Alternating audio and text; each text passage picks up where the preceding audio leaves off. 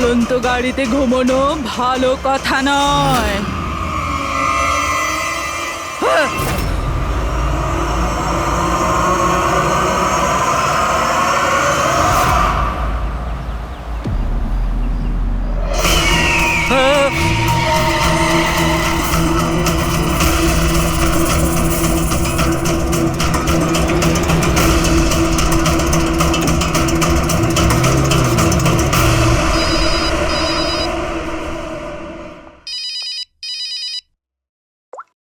হ্যাঁ বিনীত, লীলা help me, লীলা লীলা help me.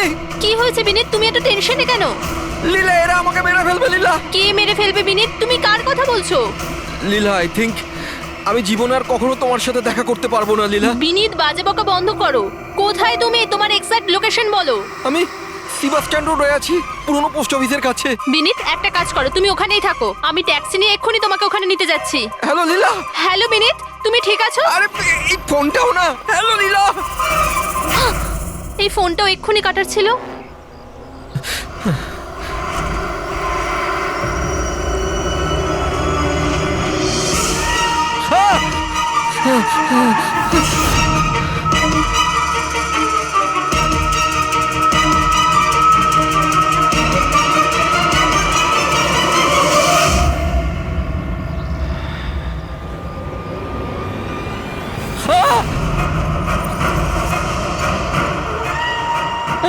হে ভগবান, please help me.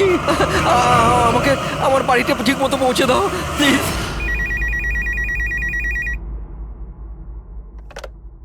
Hello, CID bureau. Hello ma'am.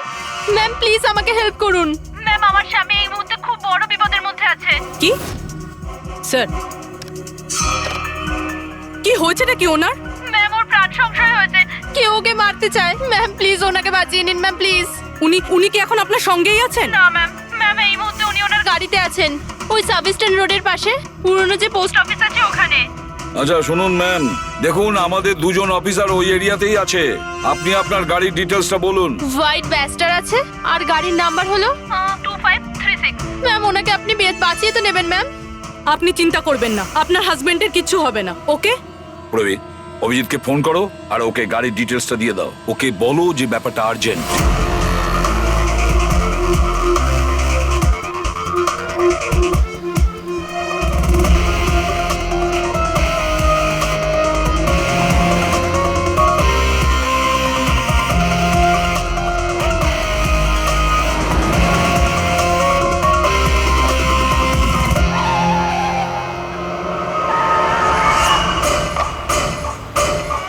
হ্যাঁ হ্যাঁ, এই নাম্বারটাই। ও গাড়ি এইভাবে কেন চালাচ্ছে? এ তো অ্যাক্সিডেন্ট করে দেবে।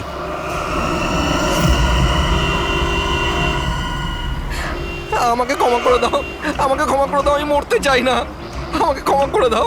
কার সঙ্গে কথা বলছে? গাড়িতে তো কেউই নেই। আরে আমাকে বিনীত, ক্ষমা কার করে সঙ্গে দাও। কথা বলছো? গাড়িতে তো কেউ অন্ধ নেই। হয়ে গেছো তোমরা, তোমরা দেখতে পাচ্ছ না এতগুলো লোক আমাকে ডাকছে? করছে কি?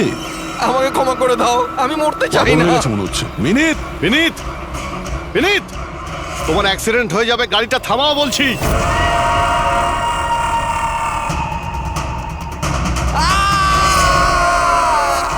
আঙ্কেল, আমার সাথে খেলো না, খুব মজা হবে। মিনিট, গাড়ি থামাও, সাইডে দাঁড় করাও।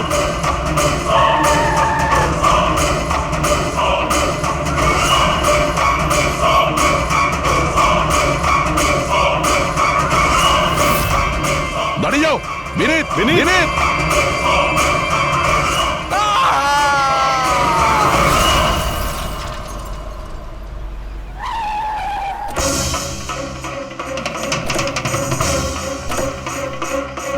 বিনীত,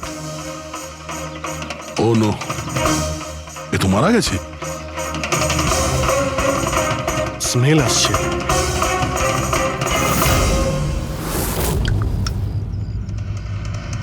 মদ। ড্রিঙ্ক করে গাড়ি চালাচ্ছিল, কিন্তু ও গাড়িতে কথা বলছিল কার সাথে? মদের নেশায় ভুলভাল বকছিল। মদ খেলে তো এটাই হয়, অ্যাক্সিডেন্ট। আপনি তো আমাকে কথা দিয়েছিলেন না যে বিনীতের কিচ্ছু হবে না। তো এটা কি হয়ে গেল? দেখুন ম্যাডাম, যদি ওনার অন্য কোনো দের হাত থেকে প্রাণ সংশয় থাকতো আমরা ওনাকে নিশ্চয়ই বাঁচাতাম, কিন্তু উনি তো নিজেই মদ খেয়ে গাড়ি চালাচ্ছিলেন। আপনি তো জানেন এটা কতটা ডেঞ্জারাস। না, ওনার প্রাণ ওনার নিজের জন্য যায়নি, বরং তাদের জন্য গেছে যারাও এতদিন ধরে ওকে বিরক্ত করছিল। কারা? সকাল সন্ধে ঘুমিয়ে জেগে সব সময় ওকে বিরক্ত করত। উনি এতটাই চিন্তিত হয়ে গিয়েছিলেন যে উনি নিজের বিজনেসেও পুরোপুরি নজর দিতে পারছিলেন না। কোন লোকের কথা বলছেন আপনি? একটু পরিষ্কার করে বলুন। ম্যাম, বিনীতের মৃত্যু আমাদের সামনে হয়েছে, আর ওই সময় ও ছাড়া গাড়িতে কেউ ছিল না। তাহলে ওর মৃত্যুর দোষ আপনি অন্য কারোর ঘাড়ে চাপাচ্ছেন কেন? কারণ ওনার খুন হয়েছে। মার্ডার, এটা মার্ডার। মার্ডার হয়েছে? আপনি কি জানেন কারা করেছে এটা? আত্মারা। হতে পারে আপনারা ওই আত্মাটাকে দেখতে পাননি, কিন্তু বিনীত ওদের পরিষ্কারভাবে দেখতে পেত। সিআইডিরা আত্মাটাত্মায় বিশ্বাস করে না। আপনিও মানতেন স্যার, যদি আপনি 2 সপ্তাহ আগের ঘটনাটা দেখে থাকতেন। লীলা ওঠো, ওঠো লীলা, লীলা ওঠো। বিনীত, বিনীত।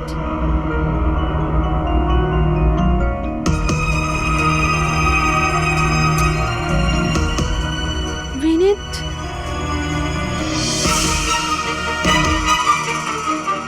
বিনীত, কি হয়েছে বিনীত?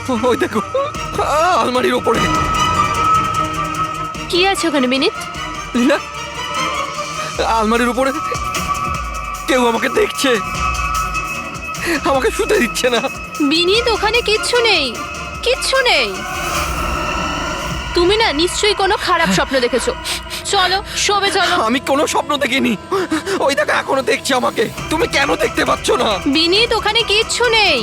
তোমার শরীর ঠিক নেই বিনীত, চলো তুমি এসে শুয়ে পড়ো। চলো, কিচ্ছু নেই বিনীত। তুমি না খারাপ স্বপ্ন দেখেছো, তার জন্য এরকম হচ্ছে। সরি, আমাকে ক্ষমা করে দাও প্লিজ। 1 মিনিট।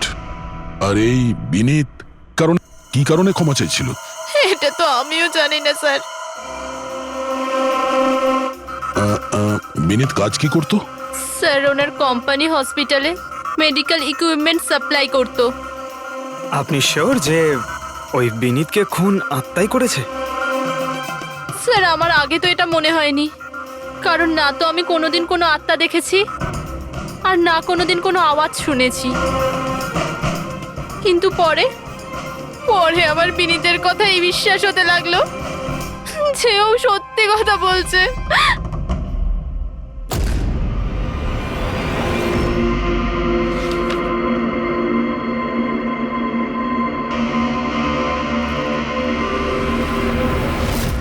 হ্যাঁ বস, এর মৃত্যুর একটাই কারণ চোখে পড়ছে, এর মাথার ওপর লাগা আঘাতটা, যেটা অ্যাক্সিডেন্টের কারণে লেগেছে। ঠিক তো ডক্টর সালুকে? আর কোনো কারণ নেই তো?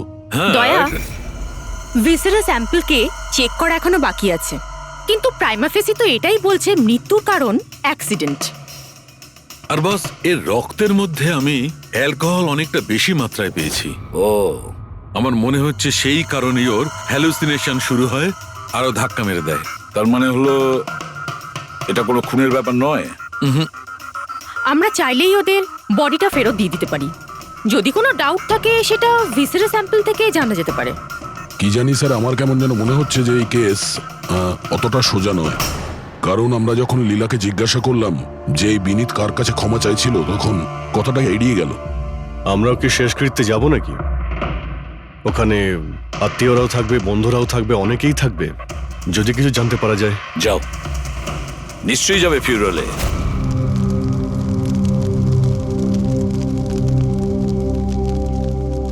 ঠিকই হয়েছে, মরে গেছে।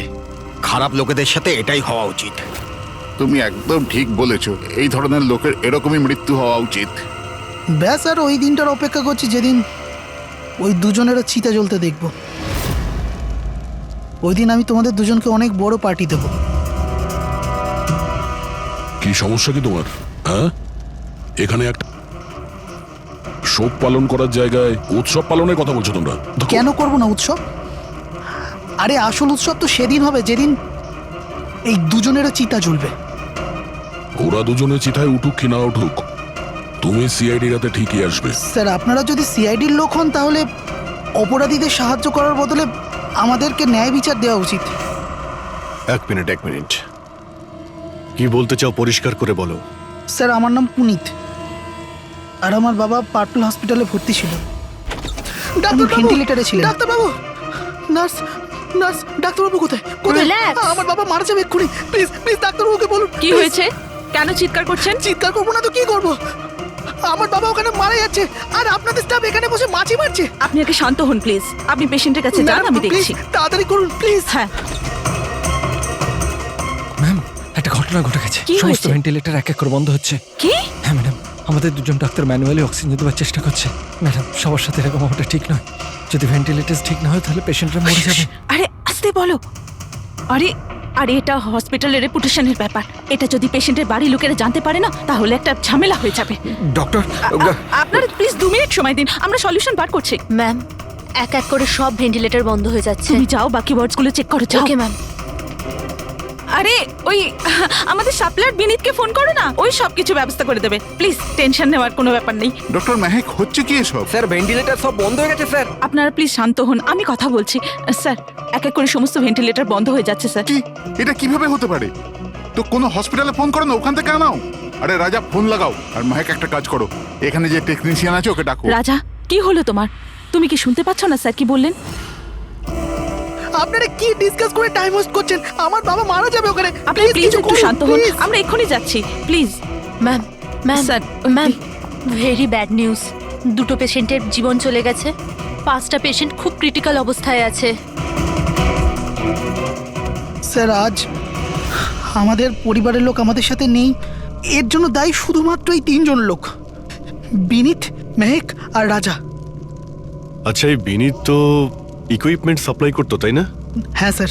আর বাকি দুজন? স্যার, যেদিন এই ঘটনাটা ঘটেছিল সেদিন মেহেক ডক্টর ইনচার্জ ছিল আর রাজা হসপিটালে অ্যাডমিন সামলাতো।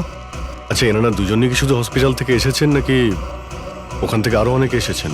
এসছে স্যার, ওই হেড নার্স পরিণীতা, ওই শেখর যে মেনটেন্যান্সে ছিল, আর উনি ডক্টর কেদার, এই হসপিটালের মালিক। ঠিক আছে, এখন শান্ত হয়ে যাও। আমরা এই মামলার গভীরে যাব। যদি তোমার বাবার সঙ্গে কোনো অন্যায় হয় তো ন্যায় বিচার তুমি নিশ্চয়ই পাবে।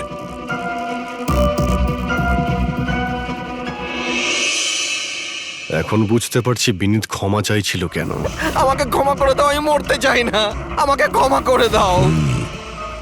আর এটাও বুঝতে পারছি যে বিনীতের মৃত্যুতে সবাই এত খুশি কেন।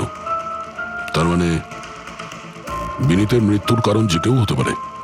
আর বিনীতের পরে খুনির পরের শিকার এদের দুজনের মধ্যে কেউ হতে পারে।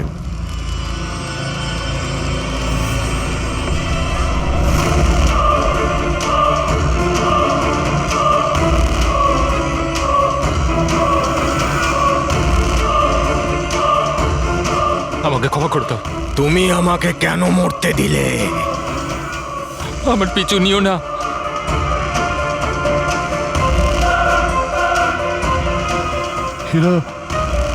এরা কথা কার সঙ্গে বলছে? আমার পিছু নিও না। আর সেই কাল্পনিক লোকগুলোর সঙ্গে যার সঙ্গে বিনীত কথা বলছিল। চাইলে তুমি আমাকে বাঁচাতে পারতে, কেন মরতে দিলে আমাকে? এবার তুমিও মরার জন্য তৈরি হয়ে যাও। আর এই মহিলারও একই কেস মনে হচ্ছে। ছাড়, ছাড় আমায়, ছাড় আমায়, আগুনের দিকে টানিস না। আমার কোনো দোষ নেই এতে। ছাড়, ছাড়, ছাড়, ছাড় আমায়, ছাড় আমায়, ছাড়, ছাড়, টানিস না আমায় আগুনের দিকে, ছাড়। আরে কি করছো নাকি? কি করছো? এদিকে এসো। আরে তুমি কি করছিলে? হ্যাঁ, আমি একটু ডিস্টার্ব আছি, এতে আপনারা কি করবেন? আমার ডিস্টারবেন্সের সাথে আমায় নিজেকেই লড়তে হবে। তুমি এদিকে এসো, একটু দূরে দাঁড়াও, ওই দিকটায় যাও। তাহলে অনেক লোক আছে যারা বিনীতের মৃত্যু সংবাদ শুনে আনন্দিত, হ্যাঁ? হ্যাঁ স্যার, আর এখন ওরা মেহেকার রাজার মৃত্যুর খবর শুনতে চাইছে। রাজা আর মাহাকের ব্যবহারটাও খুব একটা নর্মাল লাগছিল না স্যার, অনেকটা ভয়ে ভয়ে ছিল স্যার, বিনীতের মতো। স্যার ভিসেরা স্যাম্পলের রিপোর্ট চলে এসেছে। গুড। কোনো গন্ডগোল আছে? হ্যাঁ, একজন সাধারণ মানুষের রক্ত যতটা লাল হয়, বিনীতের রক্ত তার থেকে অনেক বেশি লাল ছিল। ও, এখন বুঝতে পারছি যে বিনীত কেন আত্মা দেখতে পেত। কেন স্যার? পুরবী, মানুষের রক্ত যখন সাধারণের থেকে অনেক বেশি লাল হয়, তার মানে এইটা দাঁড়ায় যে ওই মানুষটি অনেক বেশি দীর্ঘ সময় ধরে কার্বন কম্পাউন্ডের সংস্পর্শে ছিল, আর এই কার্বন কম্পাউন্ডের কারণেই ওর হ্যালুসিনেশন হতো ভীষণ ভাবে। তার মানে কেউ জেনে শুনে বিনীতকে ওই কার্বন কম্পাউন্ডের সংস্পর্শে এনেছিল, যার ফলে বিনীতের মানসিক অবস্থা খারাপ হয়ে গেল আর ওর মৃত্যুর কারণও হয়ে গেল। স্যার, এই খুনি এই কার্বন কম্পাউন্ড পেল কোথায়? এই আমাদের আশেপাশেই সব জায়গায় কার্বন কম্পাউন্ড ছড়িয়ে আছে। মডার্ন জীবনে আমরা যতগুলো মেশিনারি ব্যবহার করছি, ওই সবগুলো, প্রায় সবগুলো কার্বন কম্পাউন্ড ছড়ায়। হ্যাঁ, যে কেউ মেশিনের উপর এরকম কারুকার্য করে এটা করতেই পারে। তার মানে বিনীত গাড়িতে বসার আগে এরকম কোনো কেমিক্যালের সংস্পর্শে এসেছিল, যার জন্য ওর এইসব হ্যালুসিনেশন এইসব হচ্ছিল স্যার। ঠিক কথা বস। গাড়িটার এক্সস্ট সিস্টেমটা চেক করতে হবে। গন্ডগোলটা ওখানেই হয়েছে।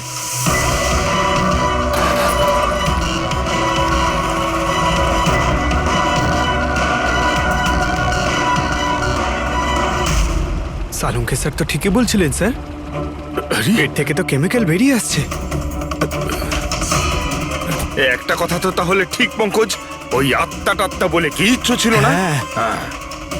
স্যার, তার মানে এখন খুনের নিশানায় দুজন রয়েছে, রাজা আর মেহেক।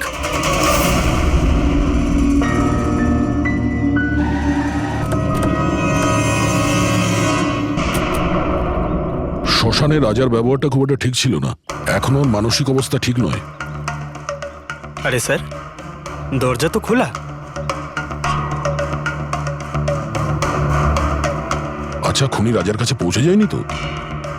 এসব কি হচ্ছে? ক্যান্ডেলস।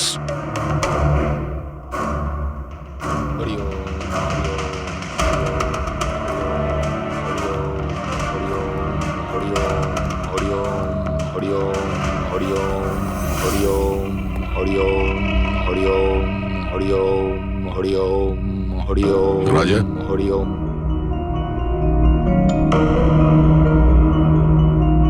এখন ঠিক আছো?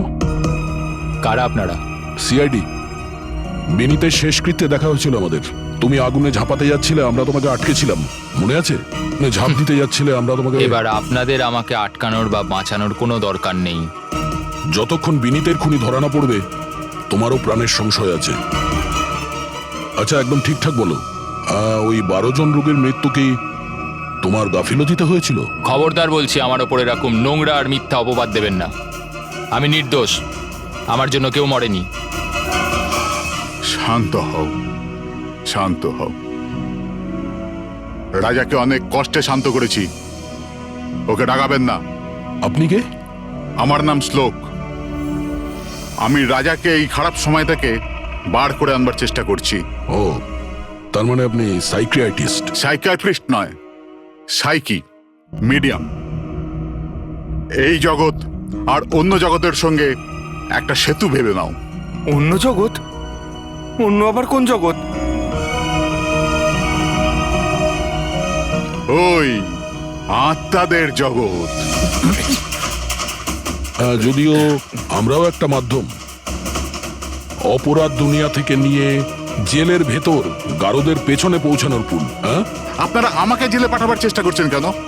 আমি তো রাজাকে আত্মাদের থেকে বাঁচাবার চেষ্টা করছি। রাজাকে আত্মার থেকে নয়, কেমিক্যাল পয়জন থেকে বাঁচানোর দরকার। আর বন্ধ করো তোমার এই ঢং, বুঝেছো? স্যার, ও কোন দিকে ইঙ্গিত করছে? ওই বুড়ো লোকটার দিকে, যে এসি নিচে দাঁড়িয়ে রয়েছে। ও কার কথা বলছে? আমি তো কাউকে দেখতে পাচ্ছি না। আমিও দেখতে পাচ্ছি না। মানুন বা না মানুন, এই ঘরের মধ্যে কোনো শক্তিশালী আত্মা আছে যে রাজার ক্ষতি করতে চাইছে। এক্ষুনি জেনে যাবেন।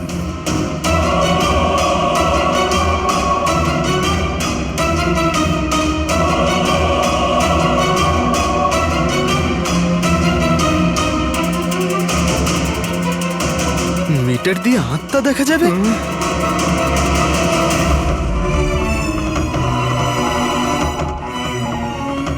দেখলেন, ওই আত্মাটা এসির পাশেই আছে। আমার ইএমএফ মেশিন মিথ্যে বলবে না।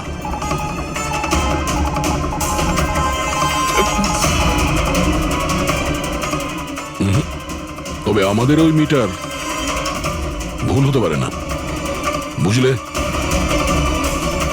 ফ্রেডি? মনে হচ্ছে রাজার ও কার্বন কম্পাউন্ডের অ্যাকশন ওর গাড়ির থেকেই হয়েছে। একটা কাজ করো, এই মিটারটা নিয়ে যাও, ওর গাড়িটা চেক করো। ফ্রেডি। পঙ্কজ,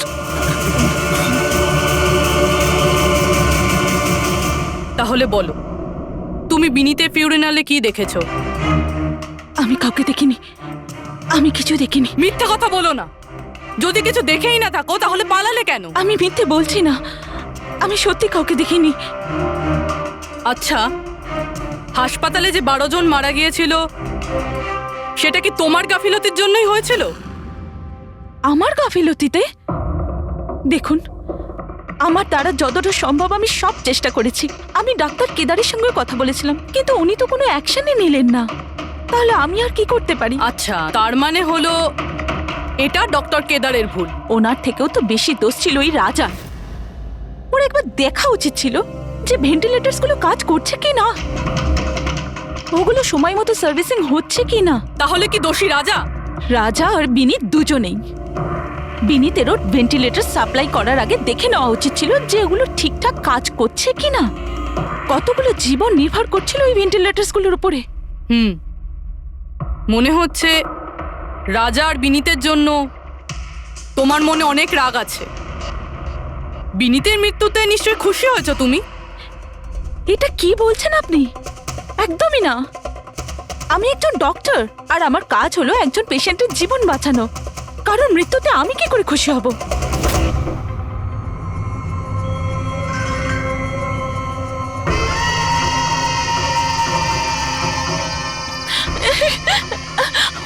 আবার এসে গেছে, আবার এসে গেছে।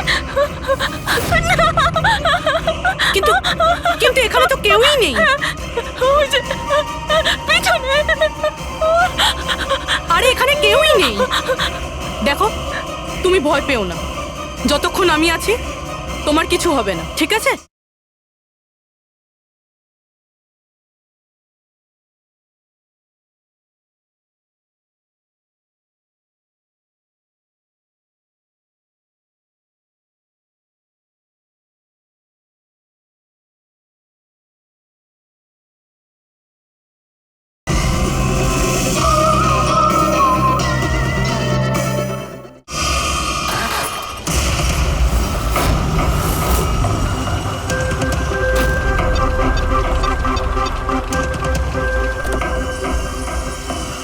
গাড়ির এসিতে তো কার্বন কম্পাউন্ড নেই।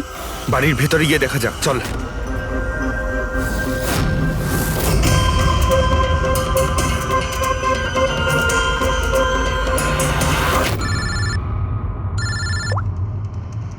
হ্যাঁ পুরবী,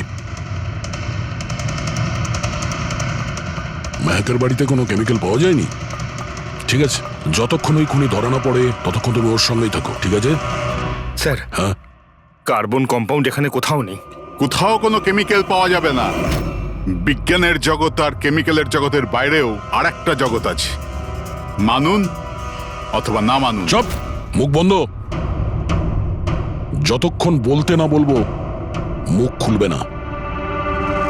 রাজাবাবু, আপনার ভয়ের কোনো কারণ নেই। আমরা আছি এখানে। যতক্ষণ না ওই খুনি ধরা পড়বে, সিআইডি আপনার সঙ্গেই আছে। আমার সিআইডির দরকার নেই। ইনি রয়েছেন না আমার সুরক্ষা করার জন্য। আরে এটা কিভাবে সম্ভব? না রাজার বাড়িতে কেমিক্যাল পাওয়া গেছে আর না মেহেকের বাড়িতে পাওয়া গেছে। এটা কি করে সম্ভব? স্যার আমরা রাজার বাড়িটাকে ভালো করে চেক করেছি, এক একটা কোণা দেখেছি, ওই গাড়িটাও চেক করেছি, কোথাও কিছু পাওয়া যায়নি। হ্যাঁ, কিন্তু দয়া, যদি কোনো কেমিক্যাল ব্যবহারই না হয়ে থাকে তাহলে রাজা আর মেহেকের হ্যালুজুলেশন হলো কি করে? কোনো তো একটা কারণ থাকবে। আর স্যার, যেভাবে বিনীতের কারের এসিতে কেমিক্যালের ব্যবহার করা হয়েছে, এটা কোনো আনপ্রফেশনাল কেউ করেছে বলে আমার মনে হয় না। একটা কাজ করা যাক, যারা মারা গেছে তাদের বাড়িতে দেখো, হয়তো কেউ থাকতে পারে যে কেমিক্যালের বিষয়ে খুব ভালো করে জানে, বা কেউ কেমিক্যালের এক্সপার্ট। আর হ্যাঁ, হসপিটালের ওই স্টাফকে ডাকো। চিফ নার্স যে আছে না, হেড নার্স পরিণীতা, আর হেড টেকনিশিয়ান শেখর, আর মালিক কেদার, তিনজনকেই ডাকো। স্যার, দেখা যাক।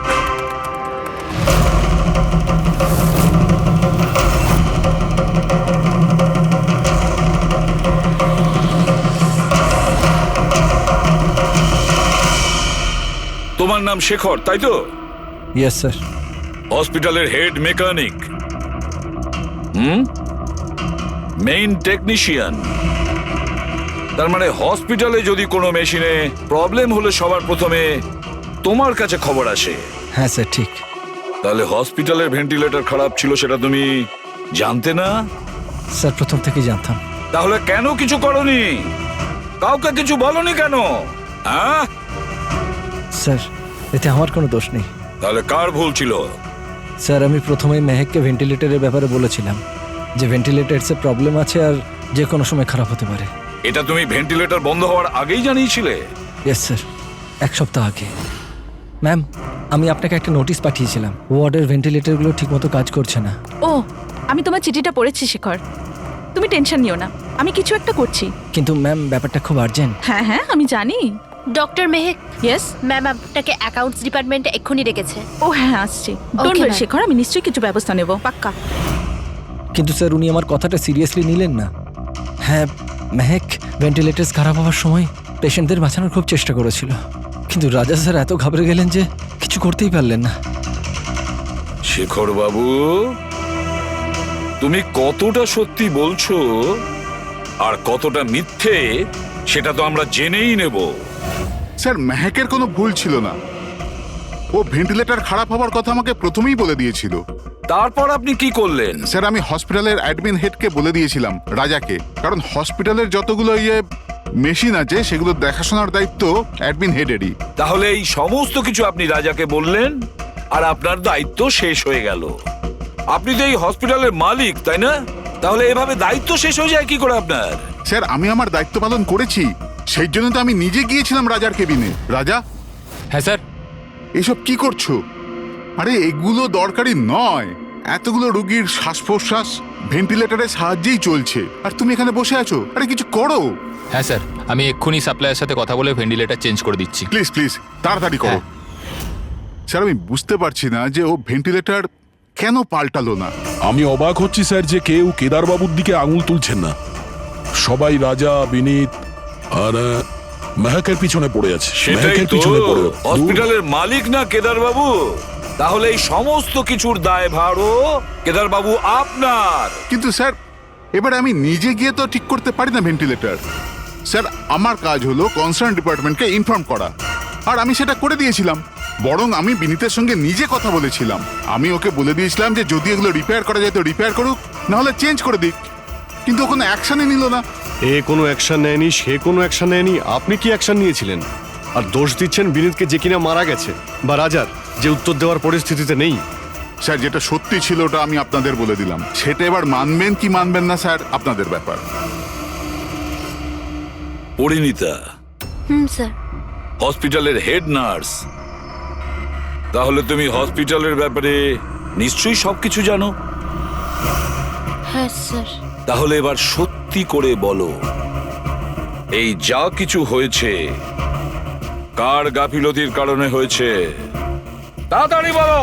হ্যাঁ স্যার, বলছি। আমার সাথে বিশ্বাসঘাতকতা করার চেষ্টা করো না রাজা। আর হ্যাঁ, যদি মেশিনে কোনো ফিজিক্যাল ড্যামেজ থাকে তাহলে সেটা ওয়ারেন্টিতে আসে না। যদি তোমার নতুন ভেন্টিলেটর চাই তাহলে তোমাকে পুরো কস্ট পে করতে হবে, বুঝেছো? আমি তোমার থেকে বাজে লোক আজ অব্দি আমার জীবনে দেখিনি। এবার থেকে না তো আমাদের হসপিটাল তোমার থেকে কিছু কিনবে, না তো শহরের আর কোনো হসপিটাল। শোনো, এসব হুমকি অন্য কাউকে দেবে। তুমি জানো না আমি কে, যা করার করে নাও।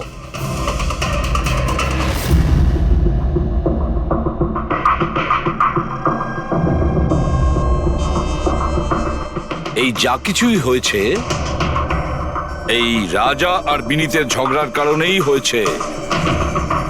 দুজনের ঝগড়াতে স্যার এতগুলো লোকের প্রাণ চলে গেল।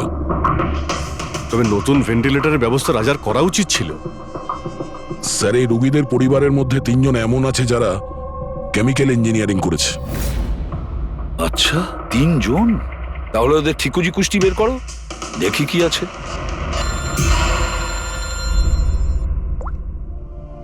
Hello ACP Pradyuman.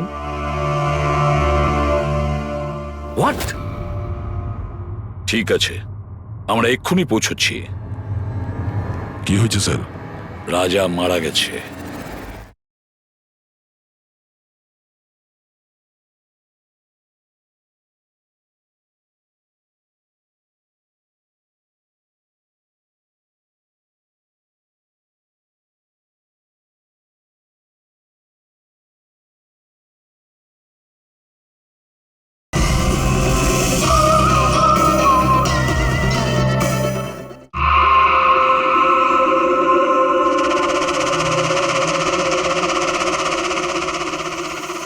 দয়া, এর মৃত্যু তো মাথায় চোট লাগার কারণেই হয়েছে। মনে হচ্ছে ছাদ থেকে লাফ দিয়েছে। হতে পারে হ্যালুসিনেশন এত জোরে হয়ে গেছে যে ঘাবড়ে গিয়ে রাজা উপর থেকে ঝাঁপ মেরে দিয়েছে। আর তুমি খেয়াল রাখছিলে না এর? এই খেয়াল রেখেছো তুমি? হ্যাঁ স্যার, রাজা তো একদম শান্ত হয়ে শুয়ে পড়েছিল। আমি কি করে জানবো যে হঠাৎ করে উঠে পড়বে আর আত্মহত্যা করে ফেলবে? যখন এটা হয়েছিল তুমি কোথায় ছিলে? হ্যাঁ স্যার, আমি অন্য ঘরে শুয়েছিলাম। তখনই আমি রাজার জোরে জোরে চিৎকার শুনলাম। আমি এই আত্মাদের সহ্য করতে পারছি না, আমার নিস্তার চাই, মুক্তি চাই। আর যতক্ষণ আমি ওর কাছে পৌঁছবো ততক্ষণ ও ছাদ থেকে পড়ে গেছে। বাহ, কি অদ্ভুত ব্যাপার! রাজাকে একলা রেখে তুমি নাকে তেল দিয়ে ঘুমোচ্ছিলে? হ্যাঁ, আমি তো মনস্থির করেই ছিলাম ঘুমোবো না। কে জানে কিভাবে ঘুমিয়ে পড়লাম।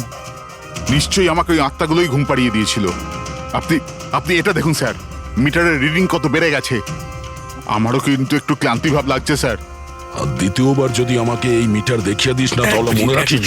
দয়া, 1 মিনিট ভাই, একটু মিটারটা দেখি। এই নিন। এই মিটারটা আমি রাখছি। হ্যাঁ, আমি ফেরত দিয়ে দেবো পরে। ঠিক আছে স্যার, কিন্তু দিয়ে দেবেন। হ্যাঁ, দিয়ে দেবো। বরং এখন তুমি বাড়ি গিয়ে একটু আরাম করো। ক্লান্ত হয়ে গেছে, একটু দুর্বলও লাগছে। হ্যাঁ হ্যাঁ স্যার। ঠিক মতো ঘুমও হয়নি। যাও আরাম করো। এটা কি ডক্টর সালুকে? ওকে যেতে দিলেন আর এই মিটারটা রেখে দিলেন? দয়া, এই যে মিটারটা না, এটা খুব কাজের জিনিস।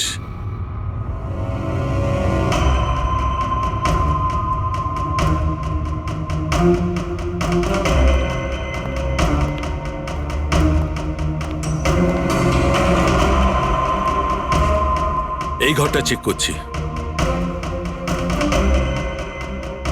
হ্যাঁ ডক্টর, নেই। ওপরে যাওয়া যাক।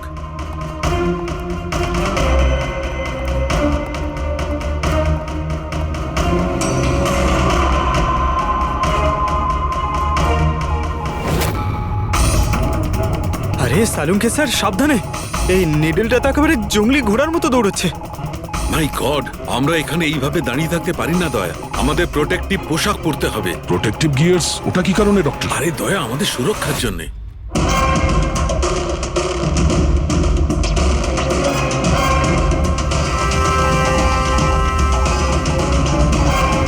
এই দেখো, সবচেয়ে বেশি মিটার রিডিং এখানেই পাওয়া যাচ্ছে, এই এসিটার নিচে। মনে স্যার ওই পঙ্কজ, খবরদার যদি আত্মার নাম নিয়েছো। স্যার, এই মিটারটা কোন দিকে ইঙ্গিত করছে? বলছি, বাইরে চলো।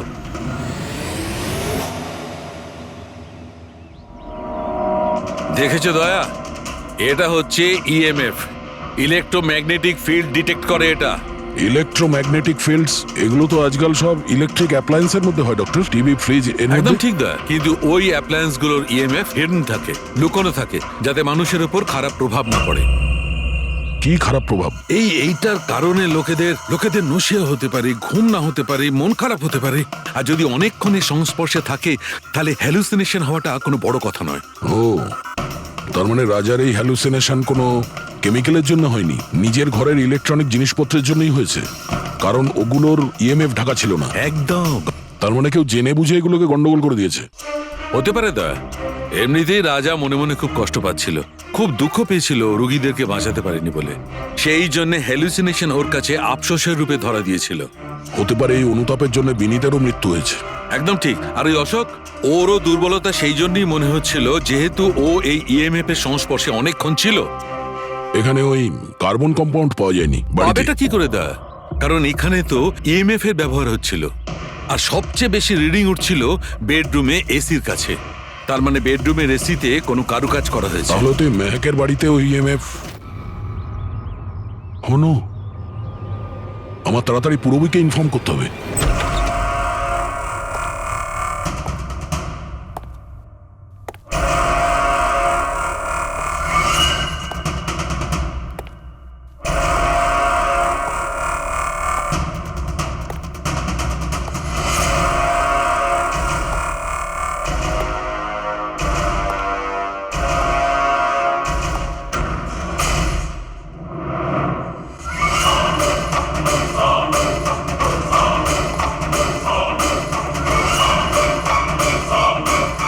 আমাকে একবার মেরে শান্তি হয়নি তোমার? আমাকে আবার মারতে এসেছো?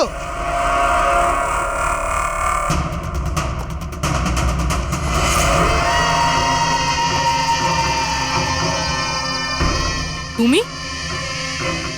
আমি তোমাকে সেলফ ডিফেন্সে মেরেছিলাম, আর তাছাড়া তুমি একজন অপরাধী। অপরাধীদের কি পরিবার থাকে না? তোমার জন্য আমার মেয়ে অনাথ হয়ে গেছে, আর এই রক্ত দেখছো, সব তোমার জন্য। আমি আর তোমাকে ছাড়বো না। দেখো, আমার কাছে আসবে না, আমি কিন্তু মেরে দেবো। আমি তোমাকে ছাড়বো না। আমার কাছে আসবে না, আমি কিন্তু বলছি মেরে দেবো। আমি বলছি আমার কাছে আসবে না, আমি মেরে। পূরবী, কি করছো তুমি? ছাড়ো এটা। স্যার, ওই যে ওই লোকটা। কি? স্যার, এখানে। স্যার, ওনাকে ধরুন, উনি আমাকে মারতে চান। এক মিনিট, আগে এখান থেকে বাইরে চলুন। তাড়াতাড়ি চলো, প্লিজ তাড়াতাড়ি, প্লিজ তাড়াতাড়ি, ফার্স্ট। এই হলো সেই তিনজন যাদের সম্পর্ক কেমিক্যাল ইঞ্জিনিয়ারিং এর সঙ্গে আছে। সুহাস, দীপক আর কিশোর। খুনি এদের মধ্যে যে কেউ হতে পারে। না অভিজিৎ, কারের এসিতে কেমিক্যাল ফিক্স করাটা অন্য ব্যাপার, আর ইলেকট্রোম্যাগনেটিক ফিল্ডকে এত চাতুর্যের সঙ্গে ব্যবহার করাটা অন্য কথা। আমার মনে হচ্ছে ও এমন একজন লোক যার সায়েন্সে, মেডিকেল সায়েন্সের উপর খুব ভালো দখল আছে, হয়তো কোনো ডক্টর অথবা সায়েন্টিস্ট। যেই করুক, সে ইলেকট্রোম্যাগনেটিক ফিল্ড ভালো মতন ব্যবহার করেছে, যাতে মেহেক আর রাজা ওরা দুজনেই যাতে ইএমএফ এর সংস্পর্শে থাকে। হতে পারে হসপিটালে ওরা দুজন নিজেদের কাজ করছিল, তখনও এই ইএমএফ ওখানে উপস্থিত ছিল। তাহলে স্যার, হতে পারে হসপিটালের কোনো মেশিনের সাথেও গন্ডগোল করা হয়েছে। নিশ্চয়ই দয়া, নিশ্চয়ই। আর এটা ওই করেছে, হসপিটালের ভেতরেরই কেউ। তাহলে এই হলো সেই জায়গা যেখানে মেহেক আর রাজা বসতো। হ্যাঁ স্যার। আর কে কে যাওয়া আসা করতো এখানে? স্যার, শুধু স্টাফেদেরই ভেতরে যাওয়ার পারমিশন ছিল, তাও যদি কোনো কাজ থাকতো তাহলে। মানে বাইরের কেউ এখানে ঢুকতেই পারতো না। না স্যার, এমনকি রুগীদেরও এখানে ভেতরে আসার অনুমতি ছিল না। তার মানে তো এটা বোঝা গেল যে স্টাফেদের মধ্যেই কেউ, মানে আপনাদের মধ্যেই কেউ একজন খুনি। এ আপনি কিভাবে বলতে পারেন? এটা আমরা বলছি না, এটা এই ইএমএফ মেশিনটাই আমাদের সবকিছু বলে দিয়েছে। আর এই ইএমএফ মেশিনের হিসাবে এই এসির সাথে কোনো গন্ডগোল করা হয়েছে। তার মানে রাজা আর মেহেককে মারার চেষ্টা করা হয়েছিল, কিন্তু বেচারা রাজা মারা গেছে। এসির সাথে গন্ডগোল? কি বলছেন আপনি? আমি তো কিছু বুঝতেই পারছি না। এই কথাটা এই রুমে থাকা শুধুমাত্র সেই বুঝতে পারবে যে নিজেই খুনি। আর ও আজ এখানে প্রোটেক্টিভ গিয়ার পরে এসছে, যাতে ইলেকট্রোম্যাগনেটিক ফ্রিকোয়েন্সিতে তার কোনো ক্ষতি না হয়, তাই তো? কি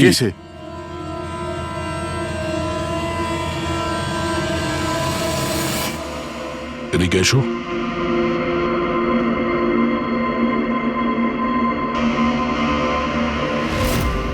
ফ্যাশন সেন্স তো তোমার খুব ভালো, শেখর। জামা কাপড়ের ভেতরে এই সুরক্ষা কবচ। দেখো, তোমার সমস্ত প্ল্যান আমরা জেনে ফেলেছি, তোমার ব্যাপারে সমস্ত খোঁজ খবর নিয়েছি। তুমি এখানকার এমন একজন টেকনিশিয়ান যে এসির সঙ্গে কোনো গন্ডগোল করতে পারে। এখন তাড়াতাড়ি বলো, কেন করেছো তুমি এসব? আমি করেছি এসব। আর কি ভুল করেছি আমি যদি মেহেক, বিনীতা, রাজার ওপর অভিযোগ লাগিয়েছি তো? এদের জন্য 12টা পেশেন্টের মৃত্যু হয়েছে, যেটা আমি দেখতে পারিনি। তারপর আমি ভাবলাম যে এদের এরকমই মৃত্যু দেবার প্রয়োজন আছে, যেভাবে 12টা পেশেন্ট মারা গেছে। সেই জন্য আমি ইএমএফ আর কার্বন কম্পাউন্ডের বিষ ব্যবহার করেছি ওদের মারার জন্যে, যাতে এদেরকে এমন মৃত্যু দিতে পারি, মৃত্যু নয়, একটা ভয়ঙ্কর মৃত্যু। আর এটাই আমার ন্যায় বিচার। শাস্তি দেওয়ার অধিকার শুধুমাত্র আইনের আছে, অন্য কারণ নয়, বুঝেছো? তুমি জানতে যে এই কেমিক্যাল ব্যবহার করলে ওদের হ্যালুসিনেশন হবে, ওই মারা যাওয়া রোগীগুলো ওরা সামনে দেখতে পাবে, যার জন্য ও পাগল হয়ে যাবে, তাই তো? কিন্তু আমি আমার লক্ষ্য পূরণ করতে পেরেছি। যেরকম মৃত্যু আমি চেয়েছিলাম দিতে, সেরকমই মৃত্যু বিনীতার রাজাকে আমি দিয়েছি। কিন্তু দুঃখের ব্যাপার, মেহেককে আপনারা শেষ মুহূর্তে বাঁচিয়ে নিলেন। সফল তো তুমি তখন হতে যদি তুমি কোনো অপরাধ না করে ওদেরকে শাস্তি দিতে। তোমার আর ওদের মধ্যে কি পার্থক্য রইল? এখন তুমিও একজন খুনি, তবে তুমি কি শাস্তি পাবে সেটা এখন আদালত ঠিক করবে।